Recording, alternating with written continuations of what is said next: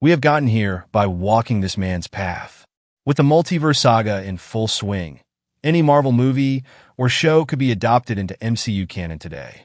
Movie Recap Pro argues for why this shouldn't include X-Men 97. Reportedly, Kevin Feige and the other higher-ups at Marvel toyed with the idea of making X-Men 97 canon in the MCU. In the end, they decided not to do it, which is ultimately what is best for both the MCU and X-Men 97. Considering how the original X-Men, the animated series, ran for 5 seasons and had a total of 76 episodes, making X-Men 97 canon would saturate the MCU with X-Men stories overnight. Currently, that amount of baggage is the last thing the MCU needs.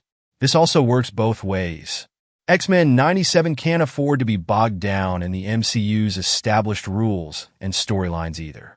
To be clear, X-Men 97 is still part of the Marvel multiverse, but just like the MCU, it exists as its own amalgamated adaptation of Marvel comic storylines.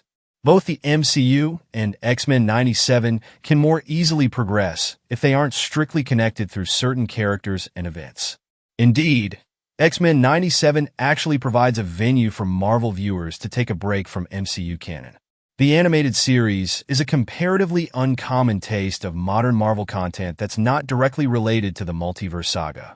Additionally, X-Men 97 helps keep the brand alive while the MCU is still producing its planned X-Men movie, a task it accomplishes without the risk of spoiling the X-Men's MCU debut.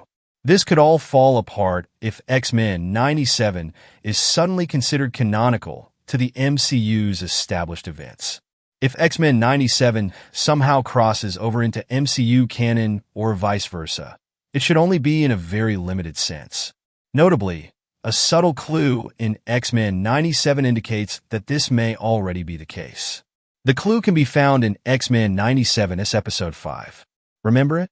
When the Watcher's silhouette appears before the attack on Joshua occurs, this establishes that, similar to What If, X-Men 97 exists within the Marvel multiverse, but in ways that are mostly inconsequential to the MCU.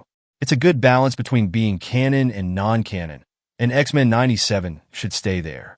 At the end of the day, the MCU needs its own X-Men, not just the X-Men 97 characters transported into live action.